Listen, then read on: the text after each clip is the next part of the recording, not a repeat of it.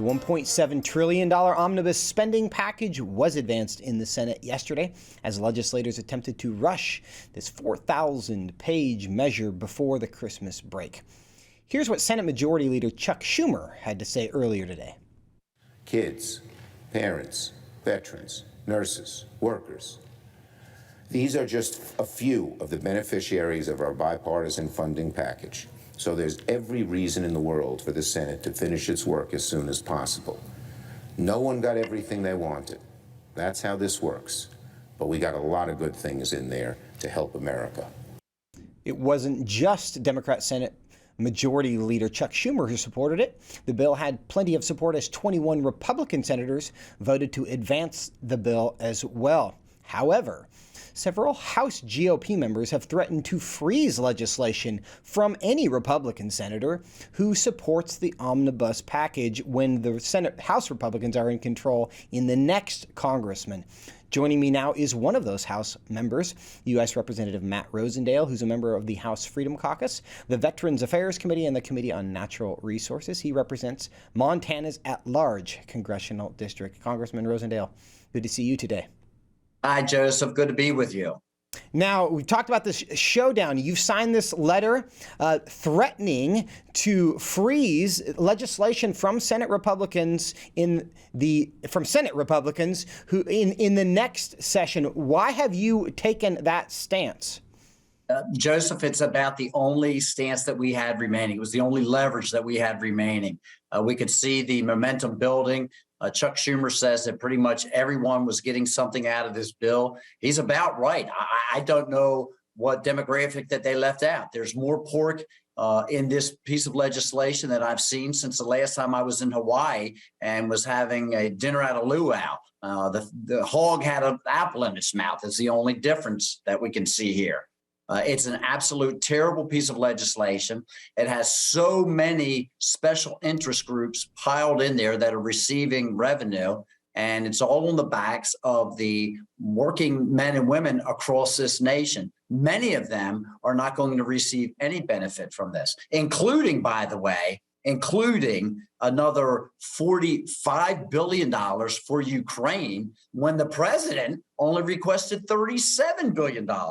To send to a country who's having a border conflict with Russia and is under siege right now at a time when our very own southern border is being flooded by drugs and criminals and terrorists. So I think that the priorities are terribly misguided in the United States Senate. And I think that they missed an incredible opportunity to wait until the Republicans took over the majority in the House of Representatives on January the 3rd, where we could begin a budgeting process to actually start curbing the out of control spending in this city.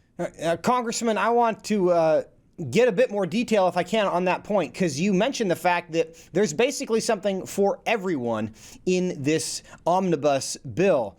But we have today on the program been talking about the border crisis and the border problem. And in the last administration, President Trump was attempting to build a border wall with $3 billion. This is a $1.7 trillion package. And you mentioned that $45 billion is allotted to go over to Ukraine. Is there anything in this package intended to address the border security issue? Look, they're going to try and send some additional funds down to the border, but I've gone down to the border 3 times and visited and talked to Border Patrol agents, local law enforcement, local farmers and ranchers and businesses. And what they have told us is that additional funding to the border is merely going to help them to process this wave of illegal immigrants and release them into our country faster. That's a major problem. I'm really concerned with the things that have been funded in this legislation, such as $575 million for family planning in areas where population growth, in quotes, threatens biodiversity or endangered species. It's like Planned Parenthood hasn't been efficient enough in killing off people around the world. Now we want to spend another $575 million for these types of programs, $477,000 for anti-racist training from the Equity Institute, $524 million for a diversity, equity, inclusion, structural racism focused National Institute of Health project. You just the list goes on and on, Joseph, of things that your viewers and my constituents would not support.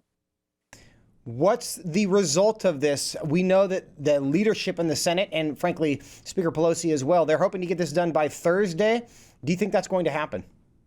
Unfortunately, I'm fearful that it is. I saw that 25 Senate Republicans voted to advance this legislation today, which means that they're probably going to be inclined to go ahead and vote to send it actually to the House. And right now, the Democrats do have the majority in the House, and so they can pass it.